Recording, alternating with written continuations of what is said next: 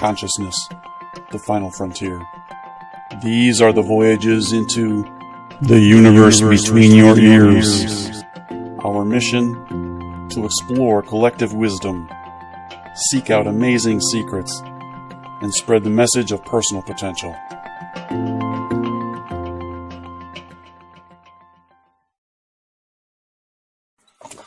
Okay, we are back. So, Scott, as you know, as we were signing off there a minute ago, I asked you to address this idea of the internal focus versus the external focus when people are in this position and they're looking for, how do they find a better quality of relationship?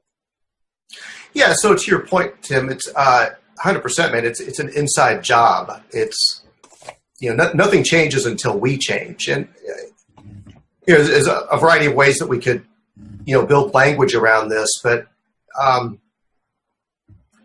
God, on the tip of my tongue, there was a theory I wanted to share. Damn it, I can't remember. Yeah, it'll come as soon as you let it go. I'll say what? It'll come to you as soon as you let it go. Yeah. But it's an inside job, and oh God, Tim, you've inspired me to deeper thought around this, and I had something really good, and damn it, I can't remember it. We may have to edit this out. Yeah, it'll come to you. But one of the things that I guess I had said right at the tail end of that was that and this has come up in other conversations too, but. So let me do it this way. It's a really common thing for people to tell us that, financially, as an example, you're going to be at a financial level that is essentially the average of the 5 people you hang out most with, right? And if you want to be at a higher financial level, you need to hang out with. You want to be a millionaire, you need to be trying to hang out and rub elbows with millionaires because they just have a different way of thinking. Mindset. But you can't just decide that and then go find some millionaires and say, yeah, let's hang out. You need to be bringing something to the party that they want to get, right? You have to have something to offer. Yeah, so you have to become the kind of person that they want in their circle. And this goes to when we're looking for somebody in a relationship. Yep. I remember what I wanted to share now is, something I had to come to terms with years ago was, and much like a lot of people, I was like, well, I was in a relationship with so-and-so and it didn't work out because of ... And I would just go down this list. And, one of my mentors at the time, he was very clear. He's like, Scott, you do realize that you are the common denominator in all of these relationships. Yeah. And you can sit there all you want and say, well, she was too much of this and she wasn't enough of that and blah, blah, blah. But you picked them. And then once you picked them, you used your own limited relational skill set, and then you performed within those relationships. So it all starts with me. And I like what you said earlier, because it's a common exercise, and that is, do a full inventory of the personality traits and temperament and character of your future spouse or somebody you want to be in relationship with. And like you said, I think the friend that you mentioned had like this 62-item list. Yeah. Well, the next component of that is, because it's fine to have this dream and this vision of like, oh, I want this amazing human that embodies all these characteristics. That's fantastic. But what about you?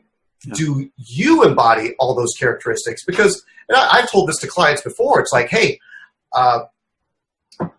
let's just say hypothetically, I could introduce you to your dream match.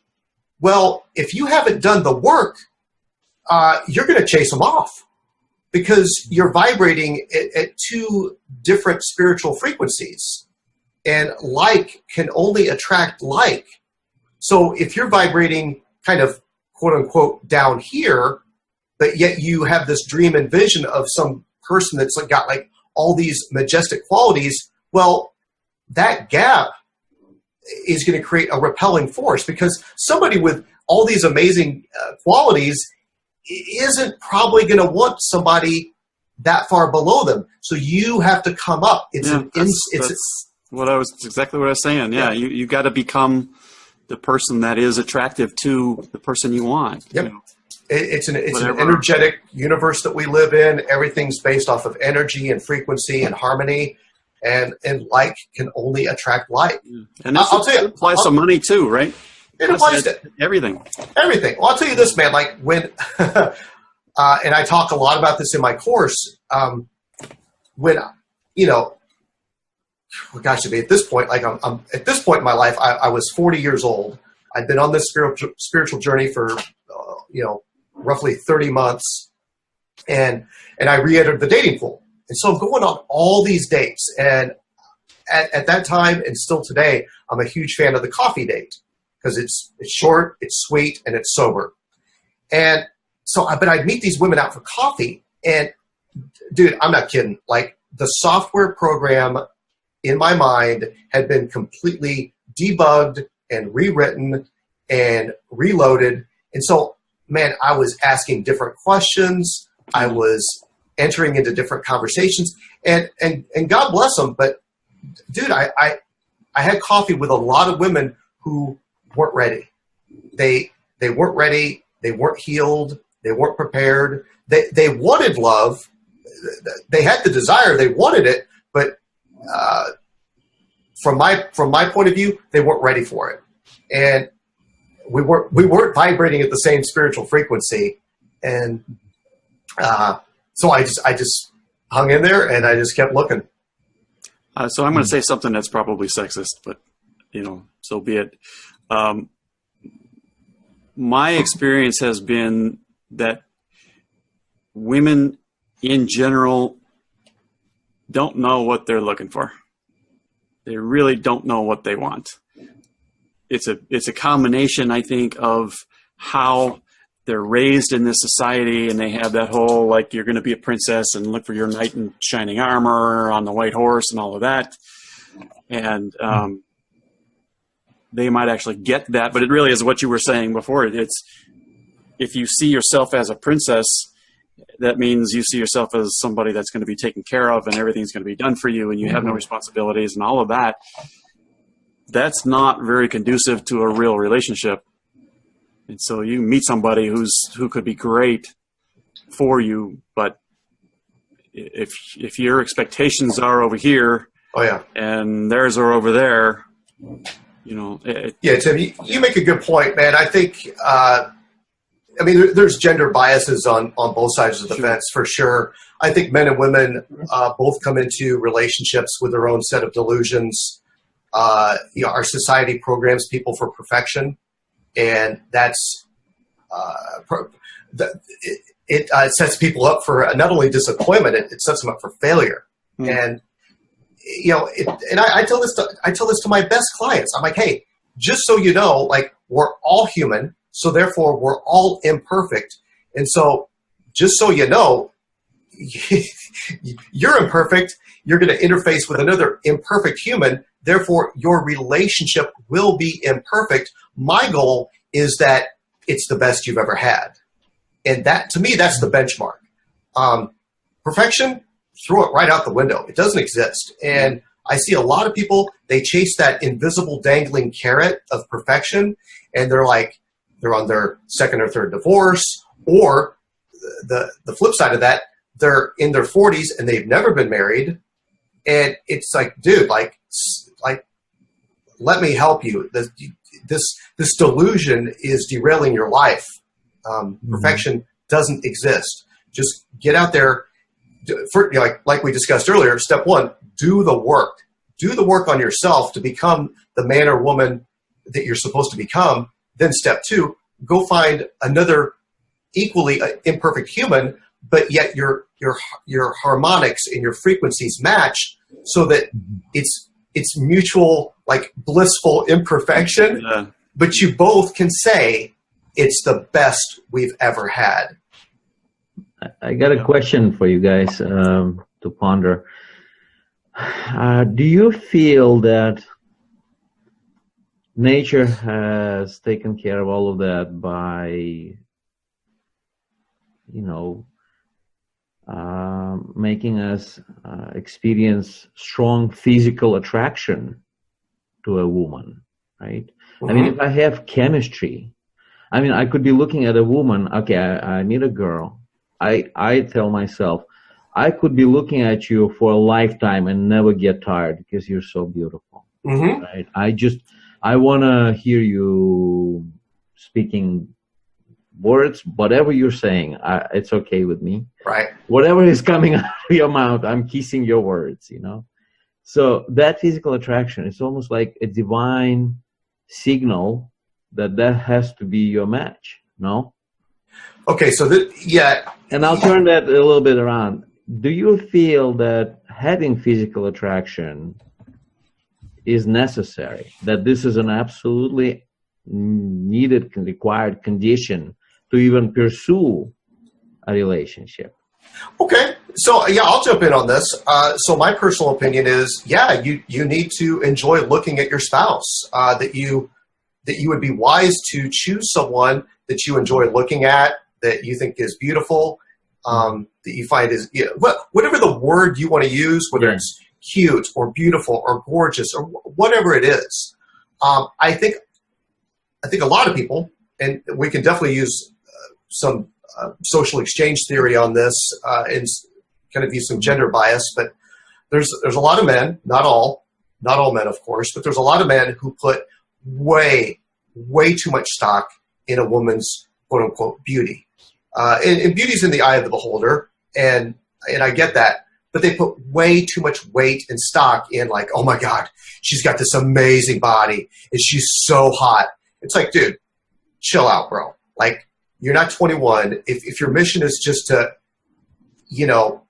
play like you're 21, that's one thing. But no, you're in your mid-30s. You told me earlier that you want to get married and find a woman that's going to be an amazing wife and a great mother, someone that you trust and love. Be careful. Don't put all your chips on red. But it's a little subtle, though, Scott. I wanted to quickly clarify what I mean. Yeah, there's physical attraction when you're kind of objectifying a female, right? But what I'm talking about is when you feel the vibration, it's chemistry. Mm-hmm. Feeling almost like the wave of energy. And she may not even be all that attractive, by your standard, But but you're changing this now. No, a minute ago you said she's beautiful. She's in this gorgeous. The words are coming out don't even matter. That's right, because there's chemistry. Beautiful. You see? There's chemistry. There are a lot of beautiful girls, but this beauty, the particular type of beauty, creates this. You're aligned with it so much. I love the question. I tend to agree with Tim on this. They feel, or at least I interpreted them as two different questions. But to your point, mm-hmm. So there are humans walking the planet, men and women both, where they have a certain level of outer beauty, a certain level of external attractiveness, mm-hmm. but yet their inner beauty magnifies the whole package, and that creates this spark, this electricity, this resonance. I like the way you put it. And so, like, one thing I tell my clients is, your goal is to find someone whose inner beauty is so magnificent that it eclipses their outer beauty.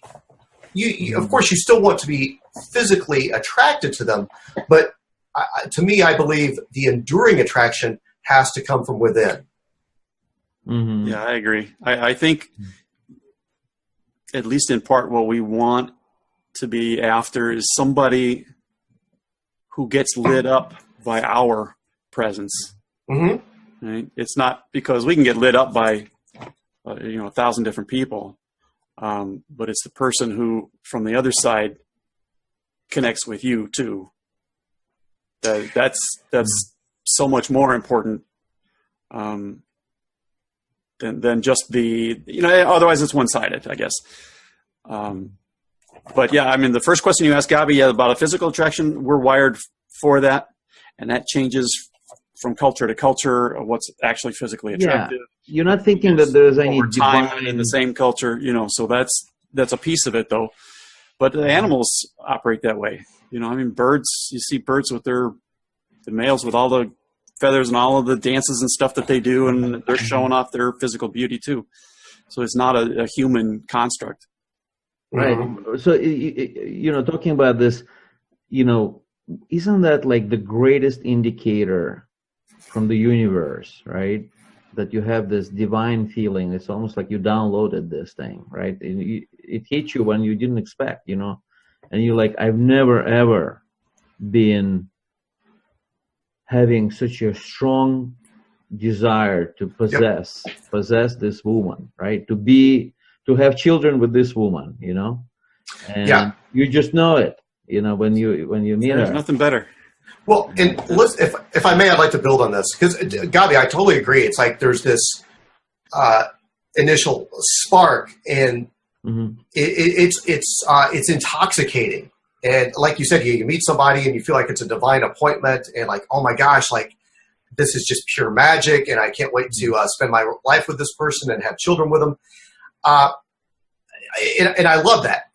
I don't want to take that away from anybody. What I also want to temper this with is patience, because I think, and I just from experience, not only personal experience, but just with working with so many people, it's unwise to build a relationship on an initial feeling, and that's why I'm such a big proponent of like, okay, these are a handful of questions that are completely appropriate to ask on the first date.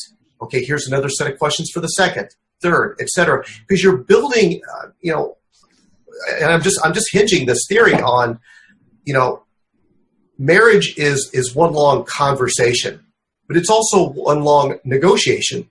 And it's important to start having these deeper, more exploratory conversations somewhat early on, just so that you can know, like, okay, wow, yes, I'm completely attracted to this person, but we're matching up on values, ethics, morals, shared vision, goals, aspirations. Like, this is somebody I can really do business with.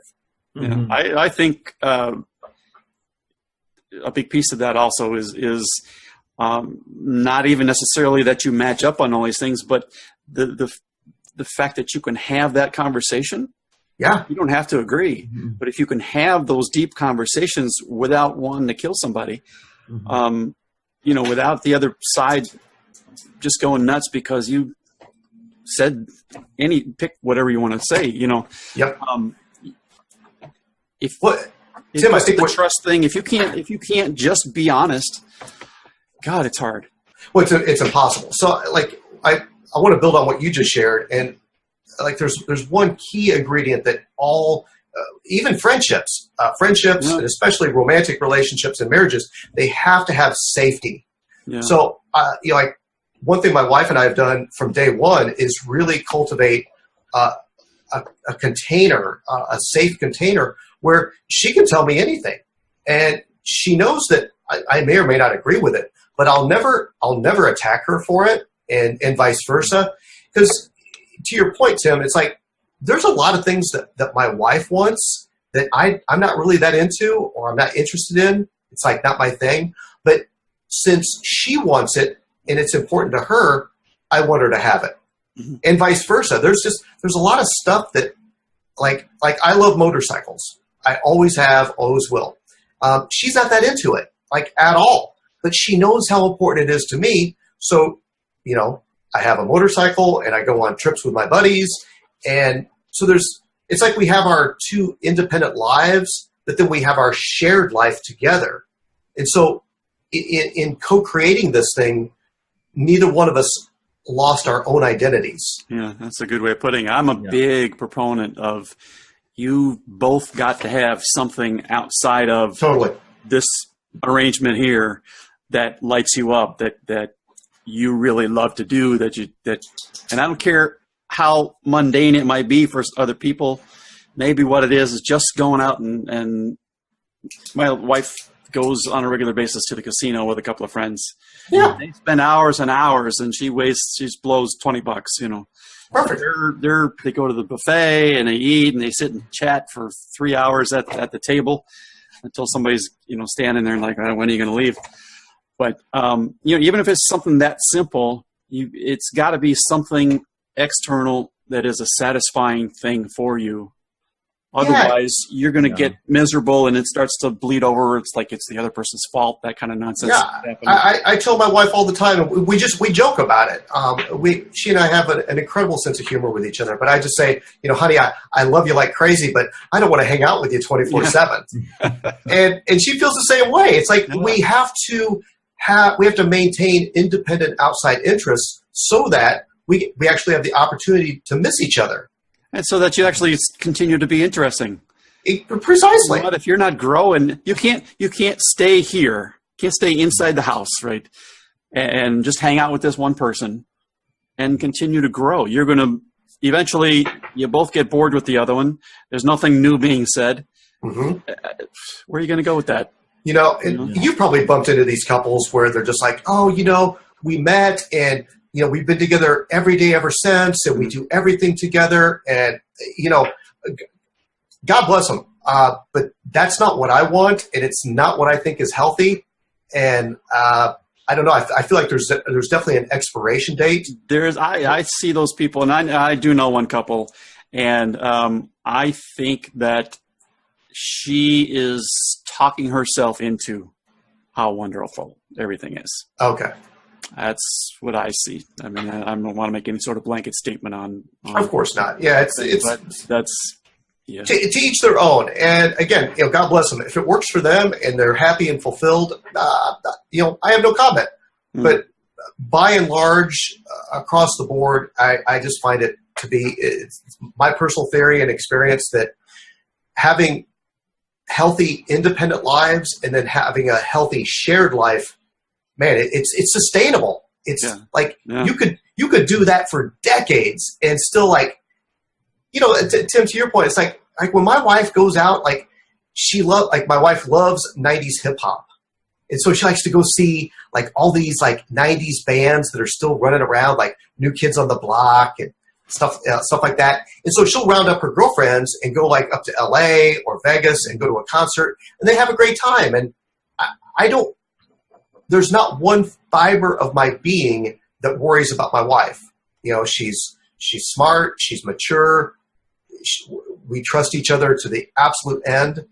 And then she comes back with she's recharged, and she's re-energized, and she's got all these fun stories. And I know that she needs that.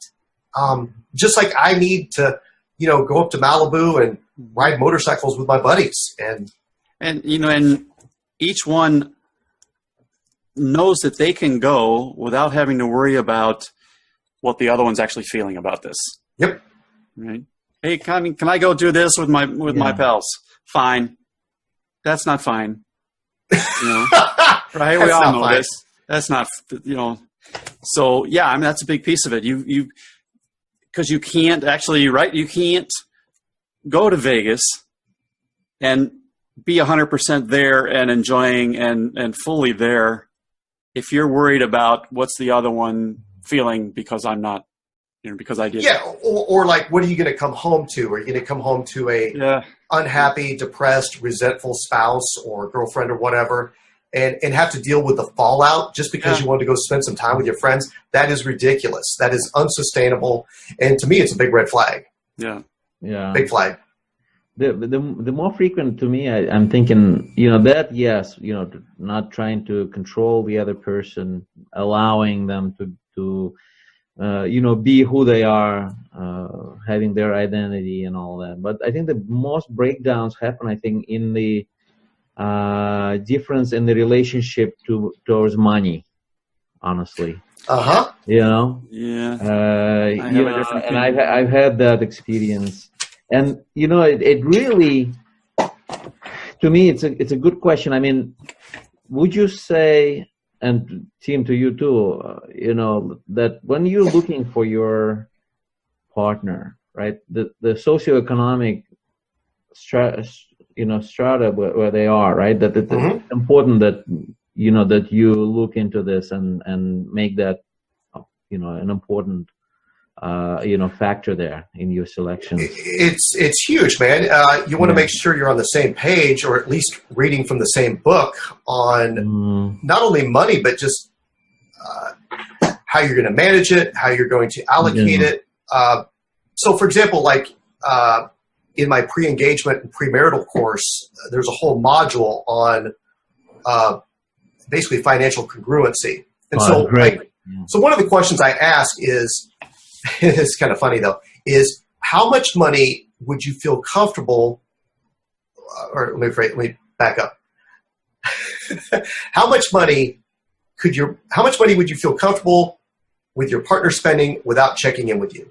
And so I ask these questions independently. I'm like, hey, answer it within the module. Don't share your answers. And then we come back to the table and we reveal the answers. And that is very telling, especially if one person's like, well, $100, you can spend $100 without checking in with me. But then if the other person's like $1,000, so here's it. And I'll kind of, this is a complicated topic because that's a podcast show in and of itself. But I'll say this, man, is to me, it's about quantity and control.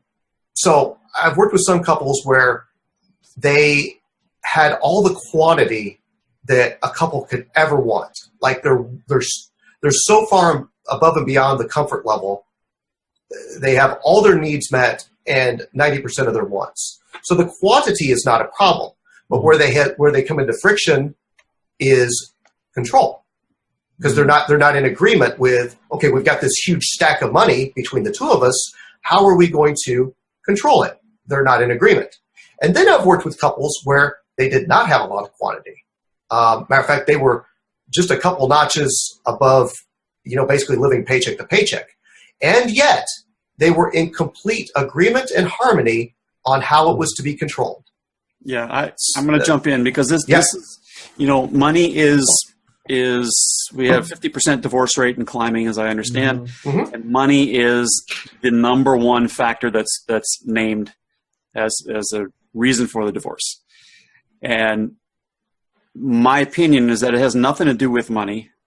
It's the discussion around money. Totally. They're not communication again, as you they don't view the topic in the same way. 1,000%, Tim. It goes to everything else too, right? You can. It's funny, but your health is crap. But you don't. You're both laying around and you're fat and lazy and unhealthy. One person wants to do something about it, the other one doesn't. You're still going to run into the same sorts of frictions. Well, it's interesting how we started off our interview talking about communication. It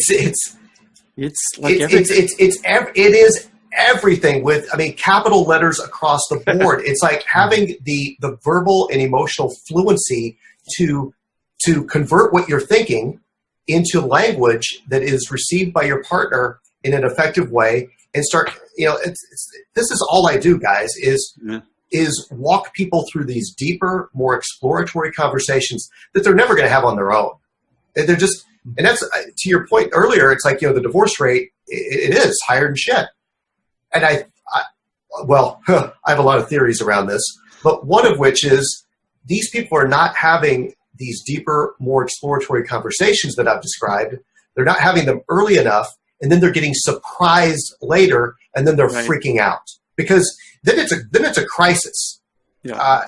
They didn't get in front of it. Now they're behind the 8 ball, trying to basically oh shit, I've married somebody who I am completely not on the same page with. Yeah, I see it with you get say a Christian and a Jew who fall in love, and they're going to get married, and they want to have kids. There you go. But they don't have the discussion about how the kid's going to be raised. Are they going to be raised as Jews? Are they going to be raised as Christians? Are they going to be raised free and let them decide what the hell they want? But there's more often than not, it's one side or the other or both just has the expectation, the assumption they're going to be raised as one or the other.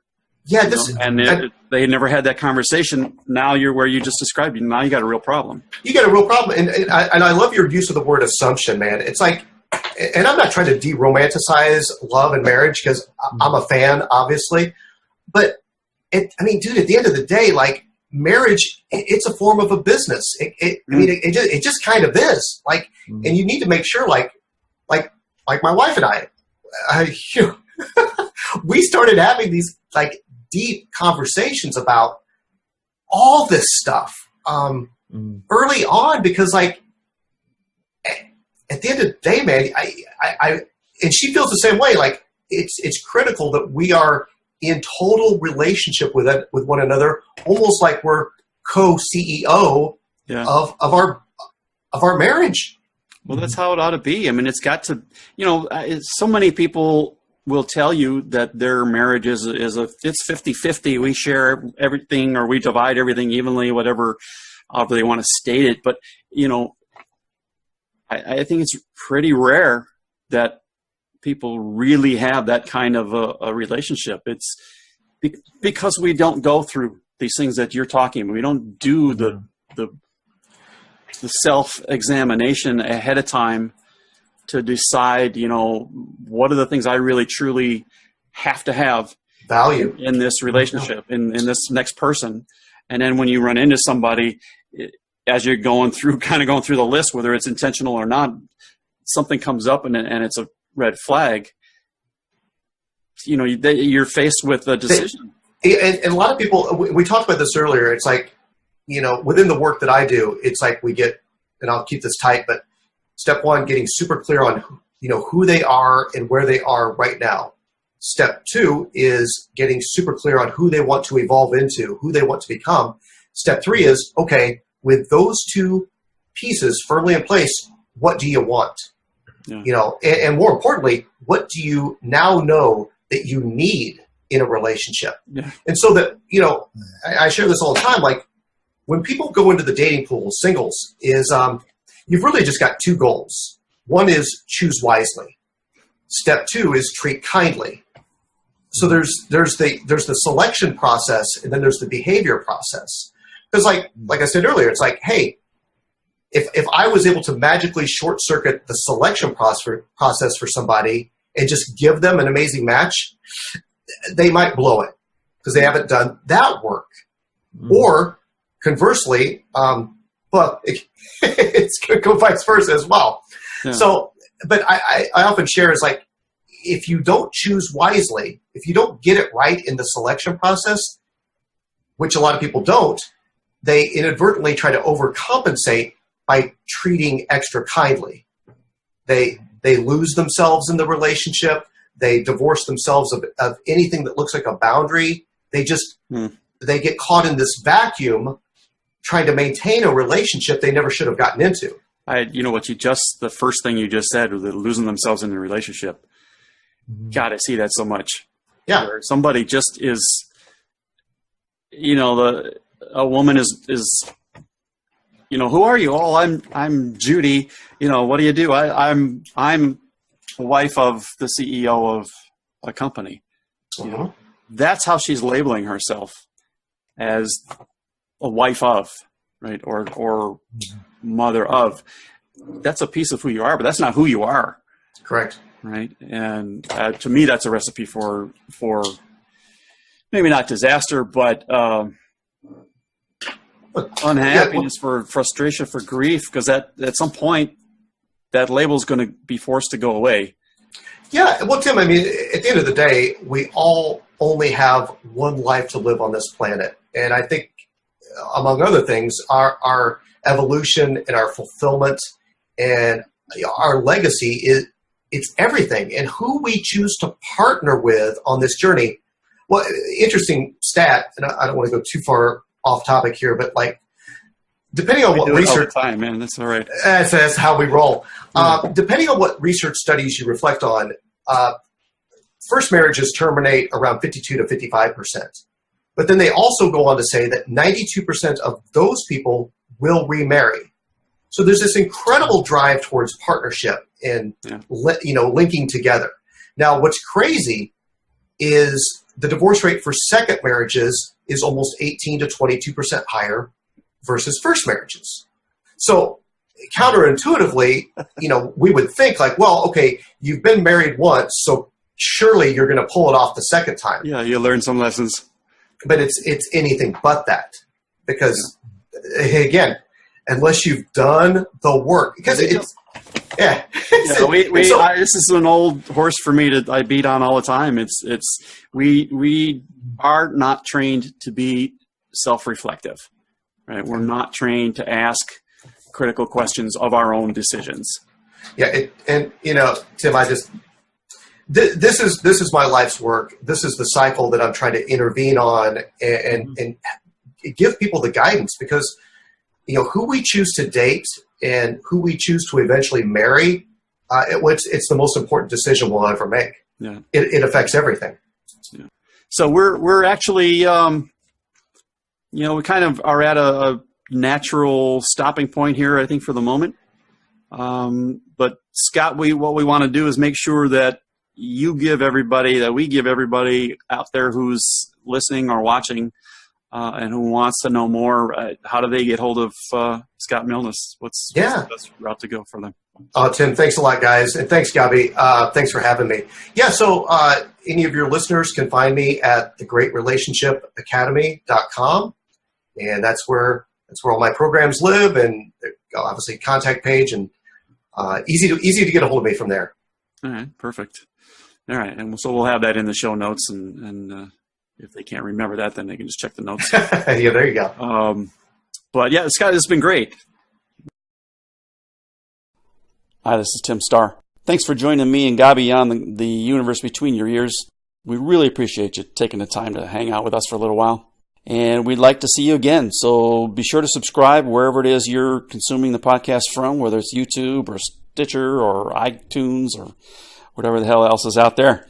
We want to see you again. We also want to hear from you.